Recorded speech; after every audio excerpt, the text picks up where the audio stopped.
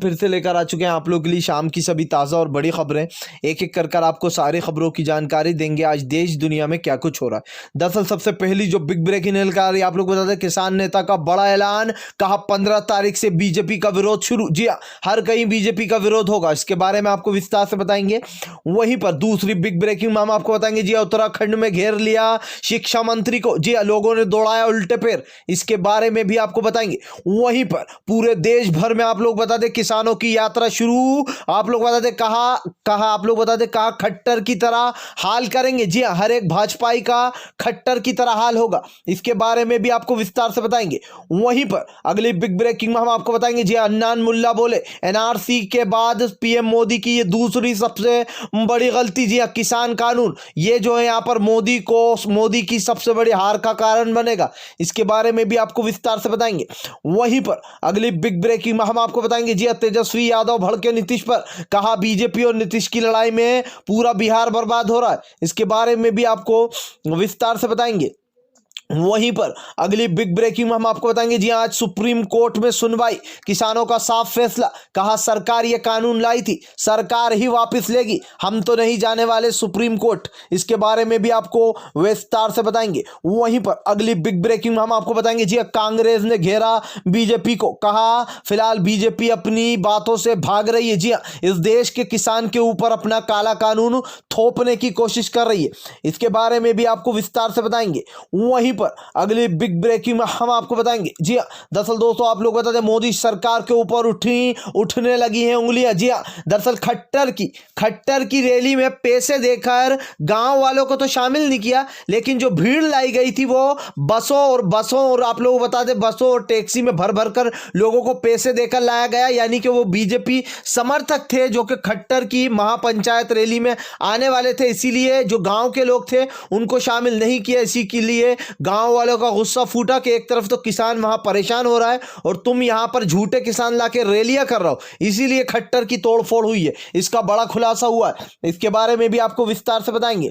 वहीं पर अगली बिग ब्रेकिंग में हम आपको बताएंगे, जी दरअसल दोस्तों आप लोग बता दें इन किसानों को खट्टर ने बताया बिचारे। जी कहा बिचारे जो कि जिनको कांग्रेस और दूसरी पार्टियां भड़का रही हैं। सोचिए दोस्तों, इनको अब कांग्रेस ही बता दिया, कभी माओवादी बता देते, यानी कि खट्टर का जिस तरीके से विरोध हुआ है, खट्टर के सर पे बुखार चढ़ गया, इसके बारे में भी आपको विस्तार से बताएंगे। वहीं पर अगली बिग ब्रेकिंग में हम आपको बताएंगे, जी किसानों का बड़ा फैसला, कहा जहां भी बीजेपी दिखाई दे उसको बायकॉट करो, दौड़ा कर भगाओ। जी किसानों ने बड़ा फैसला कर लिया, कहा फिलहाल जहां पर भी बीजेपी वाले दिखाई देंगे उनको ऐसे ही दौड़ाया जाएगा, एक कार्यक्रम नहीं होने देंगे, मोदी समझ ले कि उनका अंत करीब आ चुका है। जी हाँ, इसके बारे में भी आपको विस्तार से बताएंगे। वहीं पर अगली बड़ी खबर में हम आपको बताएंगे, राकेश टिकैत बोले कि सुप्रीम कोर्ट हम नहीं जाते। जी हाँ, ये सरकार का बिल है, सरकार को ही इलाज करना होगा और सरकार ही इसको वापस लेगी। जी हाँ, इसके बारे में भी आपको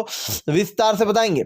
तो सारे खबरें आप लोगों को एक एक कर देंगे। फिलहाल खैर चलिए बढ़ते हैं सबसे पहली और सबसे बड़ी खबर की ओर। दरअसल दोस्तों आप लोग बता सबसे पहली जो बड़ी खबर निकल कर आ रही है, किसानों का बड़ा ऐलान, कहा जब भी जहां पर भी भाजपाई दिखे खट्टर की तरह उसका विरोध किया जाए। दरअसल दोस्तों आज लगभग किसानों के साथ नौ बात जो है बातचीत हो चुकी है। जी यानी कि 9वें चरण की बातचीत में भी कोई फैसला नहीं निकला था, इसको लेकर किसानों ने अब बड़ा फैसला कर लिया। किसानों का साफ कहना है कि फिलहाल जहां पर भी भाजपाई दिखे उनको बायकॉट, यानी कि भाजपाइयों का सेम टू वैसा ही विरोध होगा जैसे कि खट्टर का हुआ। खट्टर अपना चॉपर लेकर ऊपर के ऊपर भागे, क्योंकि अगर नीचे उतर जाते तो खट्टर को भी पेल दिया जाता।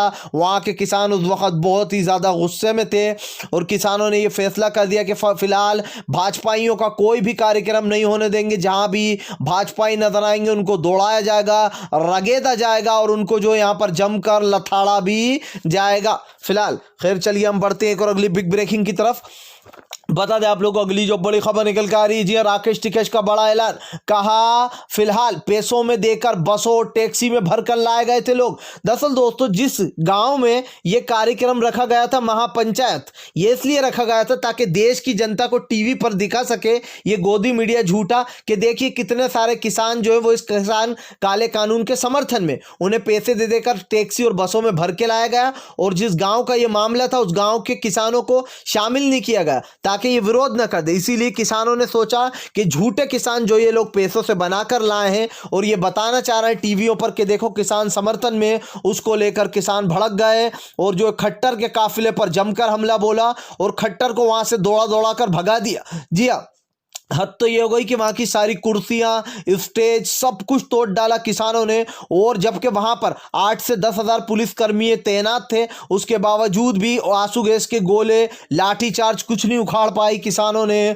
सब कुछ तोड़फोड़ मचा दिया। फिलहाल खट्टर का आखिरी समय आ चुका है। जी हाँ, किसानों ने बड़ा आंदोलन कर दिया कि फिलहाल अब खट्टर की सरकार तो गई। फिलहाल खैर चलिए हम बढ़ते हैं एक और अगली बिग ब्रेकिंग की तरफ। बता दें आप लोग अगली जो बड़ी खबर निकल कर आ रही है दोस्तों, आप लोग बता दें जी हाँ, मन्नान मुल्ला बोले कि फिलहाल मोदी की सबसे बड़ी हार का कारण बनेंगे ये 2 काले कानून। जी हाँ, दरअसल आप लोग बता दें पश्चिम बंगाल से मन्नान मुल्ला ने मोदी पर निशाना साधते हुए कहा कि फिलहाल ये 2 काले कानून मोदी की जिंदगी की सबसे बड़ी गलती बनेंगे। पहला एनआरसी और CAA, और दूसरा आप लोगों को बता दें ये काला कानून जो कि किसानों के लिए लाया गया है दोस्तों, क्योंकि देश की जनता वोट देने से पहले, मोदी को पीएम बनाने से पहले 1000 बार सोचेगी। ये जो 2 काले कानून लाएगा ये मेन रीढ़ की हड्डी, ये समझ लीजिए मोदी जी ने अपनी रीढ़ की हड्डी पर खुद ही वार करवाया। और यहां पर मन्नान मुल्ला ने साफ कहा कि फिलहाल मोदी की सबसे बड़ी गलतफहमी और सबसे बड़ी जिंदगी की ये गलती रहेगी। एक तो जो कि वो एनआरसी लाए थे, दूसरा ये काला कानून जो कि किसानों के ऊपर थोपने की कोशिश कर रही है बीजेपी।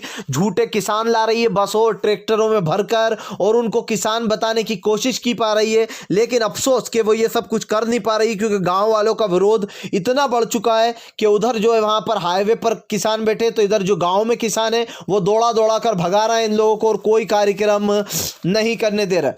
फिलहाल खैर चलिए बढ़ते हैं हम एक और अगली बिग ब्रेकिंग की तरफ। बता दें आप लोग अगली जो बड़ी खबर निकल कर आ रही है, जी हाँ, नीतीश पे भड़के तेजस्वी यादव, कहा बीजेपी और एनडीए की लड़ाई में बिहार की जनता का हो रहा है बुरा। दरअसल दोस्तों आप लोग बताएं, जैसे कि आप जानते हैं नीतीश और अब जो बीजेपी है वो आमने सामने आ चुकी है, यानी कि जेडीयू और बीजेपी में बिल्कुल नहीं बन रही। ये मामला जब से शुरू हुआ था, जब से अरुणाचल में 6 विधायकों को नीतीश के बीजेपी ने उड़ा लिया था, तब से नीतीश और बीजेपी में ठनाठनी चल रही है।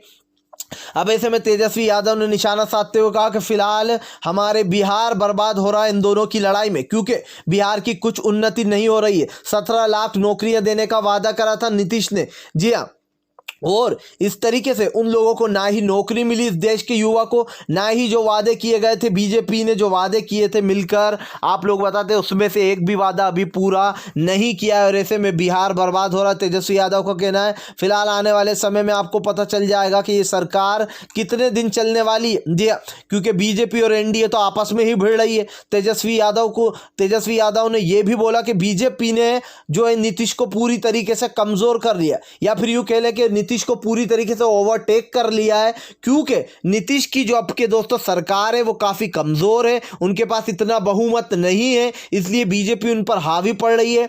मंत्रिमंडल की मलाई भी जो है वो बीजेपी खाना चाहती है। तो कहीं ना कहीं नीतीश का सुपड़ा साफ ही मानो आप बिहार से, क्योंकि जिस तरीके से बीजेपी ने गेम खेला था चिराग पासवान को पीछे लगाकर, इसमें अपने आप ही फंस गई है बीजेपी। फिलहाल खैर चलिए हम बढ़ते हैं एक और अगली बिग रैंकिंग की तरफ। बता दें आप लोग अगली जो बड़ी खबर निकल कर आ रही है दोस्तों, अब मोहन भागवत पर लोगों ने साधा निशाना। कहा जो इंसान कहता था कि हिंदू कभी देश विरोधी हो ही नहीं सकता, अब पूर्व सैनिक सौरभ शर्मा जो कि गद्दार निकला, जिसने देश की सारी इंफॉर्मेशन पाकिस्तान को दे दी, अब मोहन भागवत क्या कहेंगे। जी हाँ, आप लोगों को बता दें दोस्तों कि पूर्व सैनिक था ये सौरभ शर्मा, इसको जो है यहाँ पर इसके खिलाफ ATS को कड़े सबूत मिले, इसके अकाउंट में बड़ी रकम मिली जो कि पाकिस्तान की फंडिंग से आया गया था। दरअसल हुआ कुछ यूं था कि ये 2013 में फौज में शामिल हुआ था सौरभ शर्मा, जिसके बाद इसने फौज छोड़ दी थी क्योंकि इसने सारी इंफॉर्मेशन ओबियसली पाकिस्तान को दे दी होगी। उसके बाद इनके अकाउंट में काफ़ी पैसे आए, फंडिंग हुई पाकिस्तान से और पाकिस्तान के एजेंटों ने इनके पैसे डाले इनके अकाउंट में। उसके बाद आप लोग बता दें जब इनकी ATS ने जो यहाँ पर छानबीन की तो इनके साथ इनके एक दोस्त को भी पकड़ा गया। तो अब सीधा सवाल लोगों का यही है कि मोहन भागवत तो कहते थे कि जो यहाँ पर हिंदू देश प्रेमी होता है कभी देश विरोधी हो ही नहीं सकता।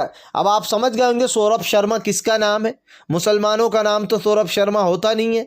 जी हाँ, तो अंधभक्तों आंखें खोल के देख लो कि क्या हो रहा है। जी हाँ, जात और धर्म से ये आप पता नहीं लगा सकते कि कौन देश प्रेमी है और कौन देश विरोधी है।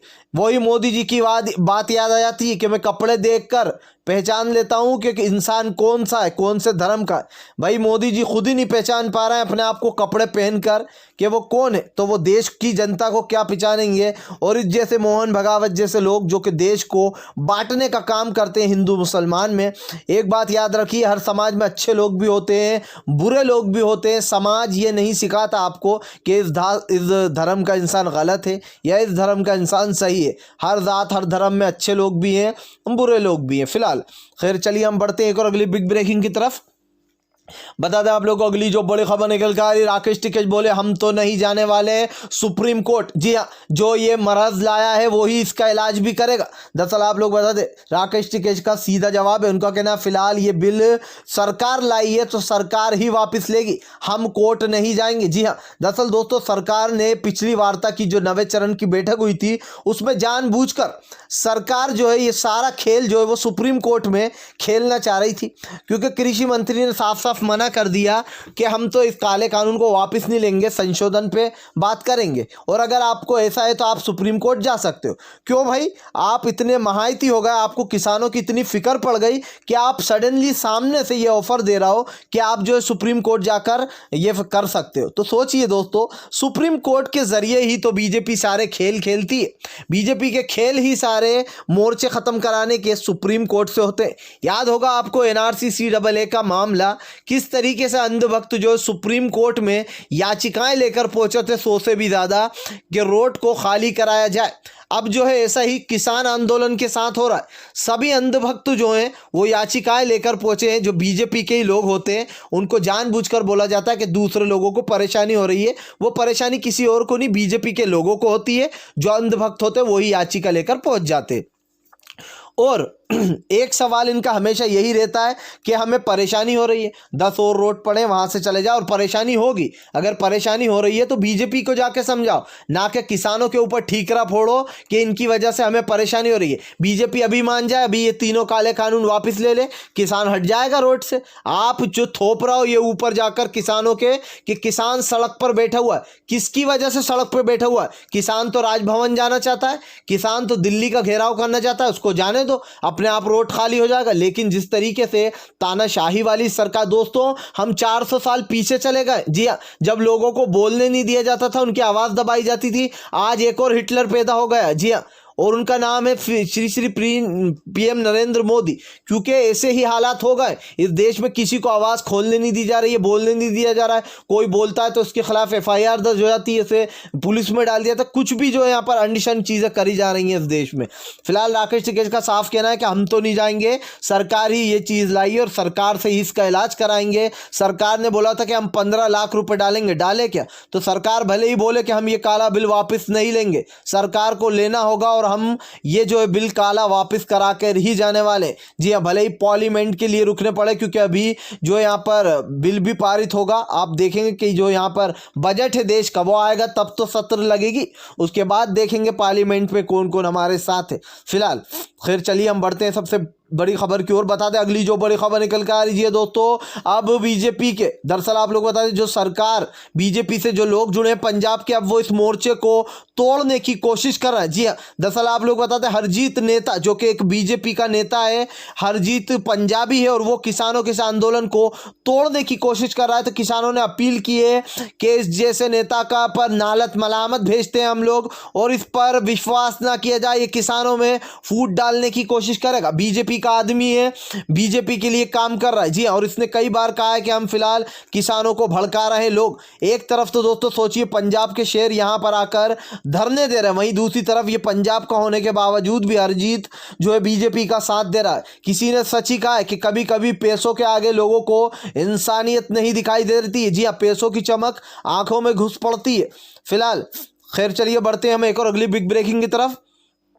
बता दें आप लोग अगली जो बड़ी खबर निकल कर आ रही है दोस्तों, खट्टर के बाद अब उत्तराखंड में दौड़ाया गया शिक्षा मंत्री को। दरअसल दोस्तों आप लोग बता दें बीजेपी के शिक्षा मंत्री जो है वो उत्तराखंड पहुंचे थे। ऐसे में लोगों ने भयंकर विरोध किया और उनका कार्यक्रम भी रद्द करा दिया। दरअसल अब किसानों ने एक नया फंडा ढूंढ लिया। जिस तरीके से कल खट्टर को ऊपर के ऊपर ही वापस दौड़ा दिया गया चौपर से, उसके बाद आप लोगों को बता दें अब जो यहाँ पर हर जगह बीजेपी को बॉयकॉट करने की बात चल रही है। फिलहाल उत्तराखंड में भी शिक्षा मंत्री का विरोध हुआ और दौड़ाया गया उन्हें। अब किसानों ने साफ साफ कह दिया कि बीजेपी का कोई कार्यक्रम नहीं होने देंगे, बीजेपी के हर कार्यक्रम का ऐसे ही सत्यानाश होगा और बीजेपी की हार भी अब की बार तय है। ये किसानों ने फैसला कर लिया कि अब बीजेपी को वोट नहीं देना। बीजेपी इस देश में काले कानून की झड़ी लगा रही है, कभी इस देश के नागरिकों को डिटेंशन सेंटर भेजने की बात करती है एनआरसी सीएए लाकर, तो कभी किसान कानून लाकर इस देश के किसान की उनसे किसानियत यानी कि उनकी ताकत छीन लेना चाहती है। बड़े बड़े कॉरपोरेटरों के हाथ में ये सारी संस्थाएं दे देना चाहती है और धीरे धीरे कर इस देश का किसान को खत्म करने का काम कर रही है बीजेपी की सरकार। फिलहाल अगर आप भी शांतिपूर्ण ढंग से मोदी की इन सभी नीतियों का दिल से विरोध करते हो और आप मानते हो ये सरकार एक तानाशाह सरकार है, तो इस वीडियो को ज़्यादा से ज़्यादा शेयर कीजिए, लाइक कीजिए, ताकि हमारे हर वीडियो की अपडेट आपको मिले। और अगर आप हमारे चैनल पर पहली बार आए हो तो सब्सक्राइब ज़रूर कीजिएगा। हम मिलेंगे आपसे नेक्स्ट वीडियो में, तब तक के लिए वंदे मातरम। जय